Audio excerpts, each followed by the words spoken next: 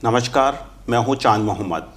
आज हमारे साथ में हैं जोधपुर के कहानीकार रविदत्त मोहता। रविदत्त मोहता को हाल ही पत्रिका के सृजनात्मक साहित्य पुरस्कार के तहत कहानी वर्ग का पहला पुरस्कार मिला है। रविदत्त जी, आपका बहुत स्वागत है और साथ ही बहुत बहुत बधाई कि आपको सृजनात्मक साहित्य पुरस्कार जो पत्रिका के तहत दिए जाते हैं उसमें आपकी कहानी गुमशुदा पहली कहानी के रूप में, पहले पुरस्कार के रूप में पुरस्कृत हुई है। आपको बहुत बधाई। और साथ के साथ आप बताएं कि ऐसा क्या आपकी नज़र में उस कहानी में ऐसा था जो बाकी कहानियों से अलग, वो एक तरीके से निर्णायकों को नज़र आई होंगी। हाँ, मुझे सबसे पहले तो मैं आभार व्यक्त करना चाहता हूँ राजस्थान पत्रिका का, क्योंकि मुझे ऐसा लगता है कि राजस्थान पत्रिका कोई अखबार नहीं है, एक विश्वविद्यालय है, एक यूनिवर्सिटी है जो चीज़ों को, समाज के हर तबके की बातों को रखती है और उसको बहुत अच्छी तरह से पेश करती है। तो इसके लिए मैं धन्यवाद देना चाहूँगा। आपने पूछा वो गुमशुदा कहानी की ब्रीफिंग के बारे में, उसकी हिस्ट्री के बारे में। मुझे ऐसा लगता है कि जो कहानी होती है वह मूलतः हमारे घर के अंदर ही पैदा होती है। सबसे पहले घर के अंदर कोई ऐसी बात होगी, घर के मायने वो घर आपका अपना हो सकता है, गली हो सकती है, देश हो सकता है। जी जी। तो मेरा ये सोचना है कि गुमशुदा कहानी जो है वो सबसे पहले मैंने अपने पिता को देखकर सोची थी। मैं 10-12 वर्षों से अपने पिता को देख रहा था कि किस तरीके से वो जीवन को लेकर मुझसे बातें किया करते थे, किस तरह से वो कहते थे मुझे कि भाई शादी के मायने क्या है, जीवन के मायने क्या है। और उनको मैंने कई बार अपनी तस्वीर के सामने रोते हुए देखा। तो मैंने उनसे पूछा कि भाई आप अपनी तस्वीर के सामने रो क्यों रहे हो? तो उन्होंने बोला कि दरअसल ये तो मैं हूँ, ये मैं नहीं हूँ, ये मैं हूँ। तो मैंने, इसका मतलब क्या हुआ? कि इसका मतलब ये हुआ कि अभी जो तुम मुझे देख रहे हो दरअसल ये मैं था नहीं, ये तो मतलब ईश्वर की एक केमिस्ट्री है जिसमें आदमी बूढ़ा हो जाता है। और जो मैं तुझसे बातें कर रहा हूँ वो मैं इसलिए कर रहा हूँ कि तू भी एक दिन ऐसा हो जाएगा। लेकिन जब तू ऐसा हो जाए, इतना बूढ़ा हो जाए, तो वो गलतियाँ मत करना जो समाज में हो रही हैं कि अपने ही घर में जो बूढ़े लोग हैं अपने ही बच्चों की आंखों के सामने, अपने ही घर के आंगन में गुमशुदा हो रहे हैं, उन पर कोई देख नहीं रहा है। लोग एक दूसरे को अपने ही घर के आंगन में क्रॉस कर रहे हैं और बात नहीं कर रहे हैं। तो ये जो पीड़ा है, ये जो एक बहुत मार्मिक पीड़ा है जो पूरे विश्व में फैली हुई है, पूरे जगत में ये पीड़ा फैली हुई है। इस पीड़ा ने मुझे इतना अंदर तक, मैं कई रातों तक उनके पास बैठकर इस दर्द को समझता रहा। फिर मुझे वो कहने लगे कि एक दिन मुझे कहा आंखों में पानी भर के, बहुत बीमार थे, कि मेरी ये जो बात है ये तू सबको बताएगा क्या? तू तो लेखक है, कहानीकार है। तो मैंने कहा हाँ, मैं ज़रूर बताऊंगा। और फिर मैंने वो कहानी लिखी और ईश्वर की कृपा है कि आज वो उस पर बात हम कर रहे हैं और वो काफ़ी लोगों तक वो बात पहुंची। आपकी जानकारी में होगा कि पत्रिका का जो सृजनात्मक साहित्य पुरस्कार है, इसके तहत वो कहानियाँ सेलेक्ट होती है, वो चयनित होती है जो हमारे परिशिष्टों में साल भर में प्रकाशित होती है। मतलब पत्रिका के विभिन्न परिशिष्टों में प्रकाशित 2022 की वो कहानियाँ जनवरी से लेकर दिसंबर तक जो अलग अलग परिशिष्टों में प्रकाशित हुई, अलग अलग राइटर्स की हैं, और उस लेखकों में मध्य प्रदेश के भी हैं, छत्तीसगढ़ के भी हैं, दिल्ली के भी हैं, राजस्थान के भी हैं। और उन ढेरों कहानियों में अगर आपकी कहानी पहचान बना रही है और उस चयनित कहानी और उस पुरस्कृत कथाकार के रूप में आप किस तरह महसूस कर रहे हैं कि इन कहानियों के बीच या इन कहानीकारों के बीच आपको ये सम्मान मिला पत्रिका का? दरअसल मैं ये मान के चलता हूँ कि शब्द जब अपनी ईमानदार यात्रा करता है, अगर वो किसी अखबार के माध्यम से करता है, किसी अपने गुलाब कोठारी जैसे वाइस चांसलर के माध्यम से करता है, चूँकि मैं गुलाब कोठारी जी को राजस्थान पत्रिका का संपादक नहीं मानता, मैं उनको वाइस चांसलर मानता हूँ। इसलिए जब कोई संपादक वाइस चांसलर बन जाता है किसी अखबार का, तो वो दुनिया को बहुत बड़ा शब्द का एक ईमानदार खेप देता है। तो जब मेरी कहानी बिना, मतलब मुझे तो उम्मीद ही नहीं थी, मैं तो अभी 1 साल से अमेरिका था और एक दिन बहुत पिता को याद करके मैंने ये कहानी परिवार परिशिष्ट में भेजी थी और उसको पुरस्कार मिला। और बिना किसी जो हमारे यहाँ पर खीमाबंदी वगैरह होती है तो मेरे मन में ये था कि पत्रिका अगर कोई काम करता है तो पूरी ईमानदारी से करता है, तो उसकी वेरिफिकेशन ही मुझे मिला है इस रूप में कि ये पुरस्कार मुझे मिला, और मैं बहुत इससे खुश हूँ। मेरी पत्नी तो बहुत खुश है, मेरी बेटी अभी जो प्रोग्राम आप अवार्ड दे रहे थे तो मेरी बेटी अमेरिका में जाग रही थी रात को और रो रही थी ये देख के कि पापा आप जब इस कहानी पर मुझसे भी बात करके गए थे अमेरिका में, और हमने मेरे सामने ही डिस्पैच किया था, हमने मेल किया था। तो ये जो शब्द एक ईमानदार यात्रा करता है, 7 समुद्र पार से शब्द आता है अपने राजस्थान में और वो प्रकाशित होता है। अक्सर मैं हमेशा लोगों से ये कहता हूँ कि छपना और प्रकाशन में फ़र्क है। अगर आपका लिखा हुआ छपेगा तो सूचना बनेगा, अगर उसमें ऊर्जा होगी, प्रकाश होगा, तो वह प्रकाशित हो जाएगा। तो पत्रिका शब्द को प्रकाशित करता है, छापता नहीं है। उस शब्द को छापने की मशीन नहीं है, ये शब्द को प्रकाश करने का एक बहुत बड़ा विश्वविद्यालय है, ऐसा मेरा मानना है। जी, आपका जो लेखन है, बात करें कहानियों की, तो कहानियों के जो कथानक हैं वो किस तरह का भाव लिए या मैसेज लिए होते हैं ज़्यादातर? दरअसल मुझे लगता है कि तो 2 तरह से लेखक को काम करना चाहिए, बल्कि एक तरफा ज़्यादा काम हुआ है। ज़्यादातर लेखन समय के भीतर हो रहा है। जी। समय के भीतर बहुत सारी समस्याएं हैं, उन समस्याओं पर भी लिखा जाना चाहिए। लेकिन मेरा ये मानना है कि समस्या समय के भीतर समस्या है, लेकिन समाधान समय के पार है, समय के उस तरफ पार होता है। तो समाधान पर काम नहीं होता है, समस्या पर काम होता है। मैं अपनी कहानियों के माध्यम से ये कहना चाहता हूँ कि मेरी कहानी अगर कोई समाधान दे पाती है समाज को, तो शायद समस्याएं हमारे यहाँ पर कम हो जाए और कहीं पर जो भी कहीं दुख और तकलीफ़ है उसमें कुछ राहत मिल जाए। जी। आपको क्या लग रहा है कि एक कंपेयर कर रहे हैं पिछले कुछ सालों में कहानी लेखन की अगर बात करें, तो एक बदलाव आप महसूस कर रहे हैं, या फिर आपको लगता है कि नहीं, वक्त के हिसाब से जो बदलाव होना चाहिए कहानी लेखन में वो अभी नहीं हो पाया, चाहे विषय के हिसाब से हो, लेखन के हिसाब से हो, या लैंग्वेज या कहीं की भाषा के हिसाब से? बदलाव के देखिए, मेरा ये बहुत, मैंने चूँकि अभी मैं बाहर था तो मैंने विदेश की कुछ यात्राएं की है। दरअसल अभी तक का जो हमारा लेखक का मन था वो राष्ट्रीय मन था या फिर क्षेत्रीय मन था। तो उस विषय पर हमारे यहाँ पर रेणु ने, प्रेमचंद्र ने क्षेत्रीय मन के हिसाब से कहानियाँ लिखी हैं। मतलब उनका जो मन है, जैसा मन होता है वैसा ही लेखन आ जाता है। उसके बाद राष्ट्रीय मन बनता है, तो राष्ट्रीय मन के हिसाब से हमारे यहाँ पर अज्ञे जी ने लिखी हैं कहानियाँ, और हमारे यहाँ पर बहुत सारे लेखक हैं, उन्होंने कहानियाँ लिखी हैं। लेकिन अभी का जो मनुष्य है उसका मन विश्व मन बन गया है। तो अगर, और वो पूरी दुनिया से जुड़ा हुआ है आदमी, अगर आज हमारे राजस्थान के किसी गांव में भी आदमी बैठा है तो वो इंटरनेट के माध्यम से पूरी दुनिया से जुड़ा हुआ है। लेकिन हो क्या रहा है कि हमारे देश में जो विश्व मन है उस पर कहानियाँ नहीं लिखी जा रही है कि पूरी दुनिया में क्या चल रहा है। इस वजह से क्या होता है कि टैगोर के बाद भारत का साहित्य आज भी बॉर्डर पे खड़ा है, भारत की बॉर्डर पे खड़ा है, बल्कि उसको तो अभी कई देश क्रॉस कर जाने चाहिए थे। तो ये एक बहुत बड़ी, मैं एक दुविधा देखता हूँ हमारे देश के लेखकों में कि उन पे बहुत प्रतिभा है हमारे देश के लेखकों में, लेकिन उनका मन राष्ट्रीय स्तर पर होकर जब ठहर जाता है तो ये साहित्य विकास की यात्रा नहीं कर पाता। आपको क्या लगता है कि ये जो मन है, मन का जो ठहराव राष्ट्रीय स्तर पर है, वो मन का फैलाव या वो स्तर वैश्विक स्तर पर कैसे हो? किस तरह के कथानक उसमें शामिल हो, किस तरह की चीज़ें विषय के रूप में ली जाएं? हाँ, मुझे ऐसा लगता है कि देखिए, अभी जो पूरी दुनिया का, अगर आप अभी यूक्रेन का युद्ध है, अमेरिका का उसमें रोल आप देखते हैं, मानव जाति युद्ध की विभीषिका से बहुत त्रस्त है। और अब मुझे ऐसा लगता है कि जो अर्थतंत्र है, अर्थतंत्र ने पूरे अर्थतंत्र और राजनीति, ये 2 व्यवस्थाओं ने मनुष्य के जीवन भर में एक बहुत बड़ी सेंध लगा दी है।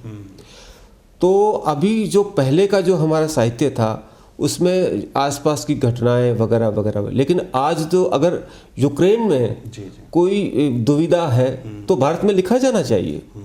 अगर अमेरिका में बूढ़े लोग अकेले सड़क के किनारे बैठे हुए रो रहे हैं तो उस पर लिखा जाना चाहिए भारत में। भारत पर कई देशों के लेखक लिख रहे हैं, लेकिन भारत का लेखक विश्व के किसी भी देश की दुविधा पर नहीं लिख रहा है, वो केवल भारत की बात करता है। इसलिए लेखन यहाँ पर खेमेबंदी में बंद हो जाता है और फिर वहाँ पर समूहगत छोटी मोटी लड़ाइयाँ होने लगती है, तो साहित्य अपनी यात्रा करने में कहीं पर ठिठक जाता है। जी। कहानी के अलावा वो और कौन सी विधा है जिसमें आप लिखते भी हैं और उसको पसंद भी करते हैं उसमें लिखना? कहानी के अलावा चांद भाई मुझे सबसे अच्छा लगता जो लिखा है मैंने अभी तक वो अध्यात्म मेरा रुचिकर विषय है।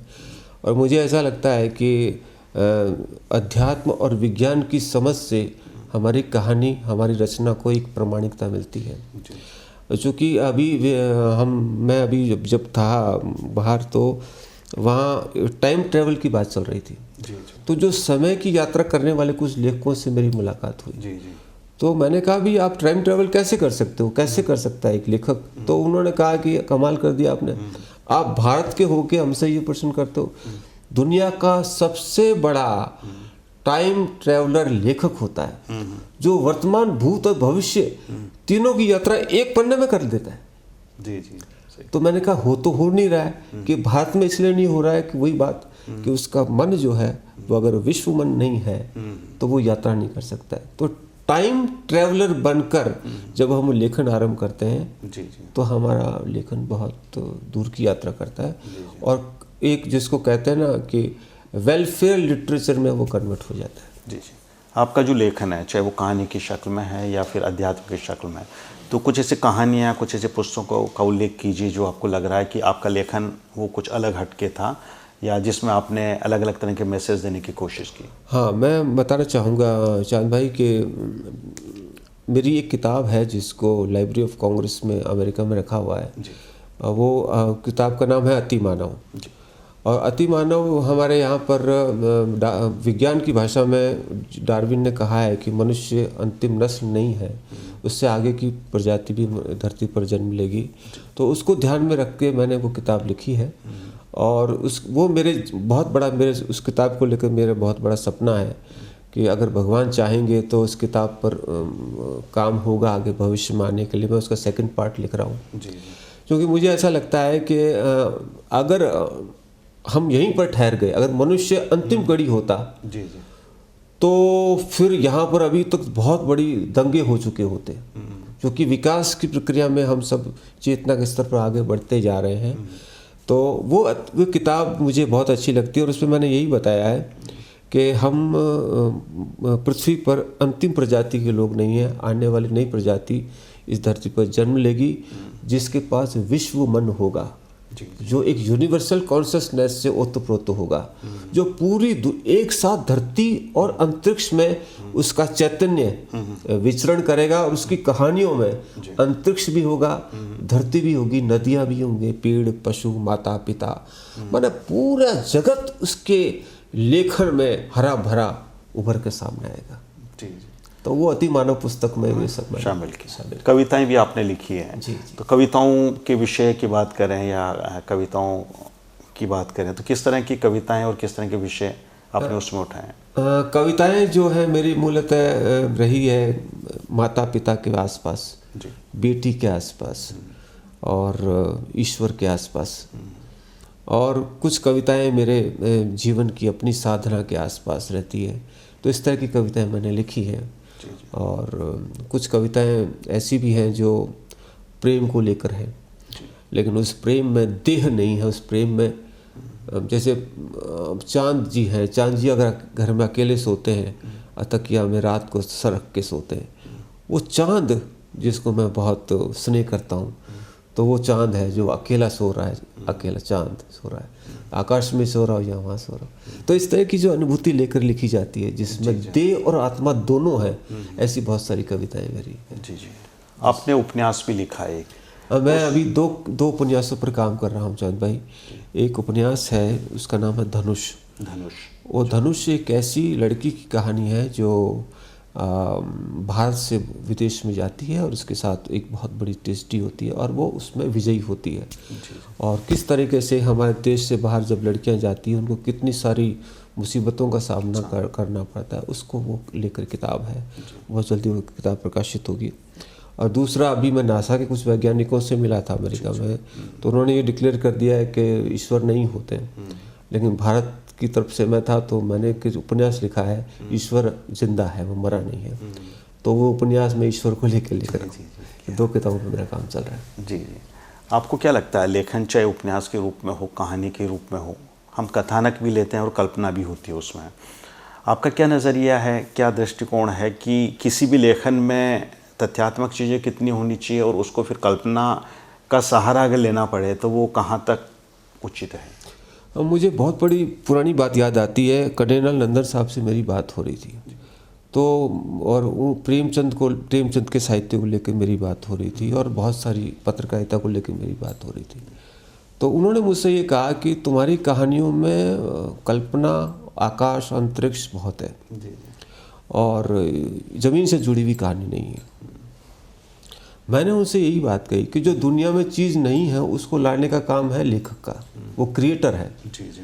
और जिसकी आप बात कर रहे हैं कि वो समाज में जो घटित होता है उस पर लिखा जाना चाहिए, वो काम पत्रकार का है। तो उसके काम में हस्तक्षेप मैं नहीं करूँगा। मेरा काम ये है कि जो नहीं है उसको दुनिया में लाना। तो मेरी ज़्यादातर मेरा जो लेखन है, अक्सर मेरे पे ये आरोप भी लगता है कि तुम आकाश की बातें करते हो, धरती से जुड़ी हुई बात नहीं है। तो मैं हंसकर यही कहता हूँ कि भैया जो चीज़ नहीं है उसको लाने का प्रयास हम लेखन के माध्यम से कर रहे हैं। तो लाने की जो कोशिश है, कहीं ना कहीं वो संभावना है, कहीं ना कहीं पॉसिबिलिटी है, कहीं ना कहीं वो आने वाले वक्त की बात है उसमें। हाँ, नहीं, वो 200% होती है। कारण क्या होता है कि अगर विज्ञान की भाषा में बोलूँ कि धरती दो हैं, एक रियल अर्थ है, एक शैडो अर्थ है। तो शैडो अर्थ जो है उसमें हम रहते हैं, रियल अर्थ में हम रहते नहीं हैं।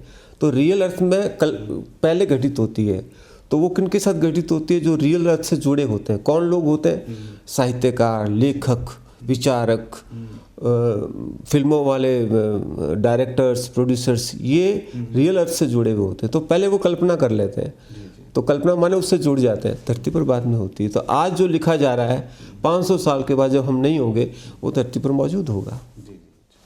नए जो लेखक हैं, चाहे वो कहानी लिखे, उपन्यास लिखे, उनके लिए आप क्या एक मैसेज देना चाहेंगे कि एक अच्छे लेखन के लिए जो ज़रूरी चीज़ें हैं वो ये हैं, उनको कम से कम इतना ध्यान तो रखें ही रखें लिखते वक्त? वो कोई 1 2 3 4 तो कहकर नहीं बताया जा सकता। मुझे ऐसा लगता है कि अगर ईश्वर ने 2 कान दिए हैं, 2 आँख दी है, 2 नासिका छिद्र दिए हैं, उसकी वजह यह है कि हर एक व्यक्ति कुछ बिल्कुल नया सुनना चाहता है, देखना चाहता है, समझना चाहता है। तो लेखक को अपनी रीढ़ की हड्डी पर खड़े होकर अपनी आँखों से, अपने विचार से और अपने वजूद से लिखना चाहिए। फॉलोवर्स नहीं बनने की आवश्यकता है। फॉलोवर्स बनने से कुछ नहीं होता, उससे भीड़ इकट्ठी होती है। क्रिएटर बनना चाहिए, लीडरशिप देनी है। तो वो अपने रीढ़ की हड्डी के बल पे खड़ा होकर ही ये सब काम कर सकता है। और आज बंदर जब रीढ़ की हड्डी पे खड़ा हुआ था तो मनुष्य बना था। तो अगर विकास करना है तो रीढ़ की हड्डी को सीधा करना पड़ेगा। बहुत खूब। आपको आज पत्रिका का सृजनात्मक साहित्य पुरस्कार मिला है, तो बात पुरस्कारों की चल रही है, तो और कौन कौन से पुरस्कार आपको अलग अलग मौके पे मिले? पुरस्कार और सम्मान की बात करें। हाँ, एक तो मुझे चित्रगुप्त पुरस्कार मिला था, राष्ट्रीय पुरस्कार है। एक श्रीफल पत्रकारिता पुरस्कार है जो कपूर चंद जी कुलिस जी के नाम से एक जैन साधु हैं उदयपुर में, वो चलाते, उनको वो मुझे मिला था। और अभी अमेरिका में मुझे 3 अवार्ड मिले थे। जो एक हिंदी युग्म राष्ट्रीय नेशनल इंटरनेशनल अवार्ड है वो मुझे दिया है। और एक अमृत महोत्सव था अभी अमेरिका में, तो वहाँ मैंने अरविंदो घोष पर एक व्याख्यान दिया था। अरविंदो घोष मेरे जीवन के गुरु हैं, तो उनको लेकर मैंने वहाँ पर एक अरविंदो का पार्ट भी अदा किया था अमेरिकन और इंडियंस ऑडियंस के सामने। तो इस तरीके से 4-5 पुरस्कार अभी अमेरिका में मिले हैं, बाकी के ये कुछ। और ये सबसे बड़ा पुरस्कार तो मैं ये मानता हूँ आपकी राजस्थान पत्रिका को, इसलिए नहीं कि राजस्थान पत्रिका एडवर्टाइजमेंट ज़्यादा करती, पब्लिसिटी ज़्यादा करती, इसलिए कि बिना किसी शब्द की एक ईमानदार यात्रा को एक सही जगह पर किसी ने हाथ पकड़ के कहा कि नहीं तुम सही हो, आगे बढ़ो, ये पुरस्कार है। आपको क्या लगता है कि पुरस्कार और सम्मान एक लेखक के लिए कितना मायने रखते हैं या किस तरह की भूमिका अदा करते हैं? बहुत मायने रखता है। पुरस्कार एक पिता होता है जो सर पे हाथ रखता है और बच्चा बड़ा होता है। क्या बात है, बहुत खूब सर। आपका बहुत बहुत आभार, बहुत बहुत धन्यवाद कि आपने अपने लेखन से जुड़े हुए विभिन्न पहलुओं पे रोशनी डाली। और फिर से मैं बताना चाहूँगा कि हमारे साथ में हम जिनसे अभी बात कर रहे थे वो रविदत्त मोहता हैं, जोधपुर के कहानीकार, जिनकी कहानी गुमशुदा को पत्रिका के सृजनात्मक साहित्य पुरस्कार के तहत पहला पुरस्कार मिला। मोहता जी, आपको फिर से बधाई, आपका आभार, बहुत शुक्रिया, नमस्कार। नमस्कार।